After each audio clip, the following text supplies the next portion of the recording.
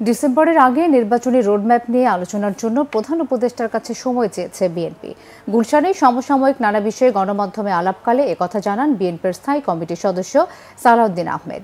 তিনি বলেন, রাষ্ট্রে যাতে ভারসাম্য থাকে সে বিষয়ে সংবিধানে পরিবর্তনের প্রস্তাবনা দিয়েছে বিএনপি।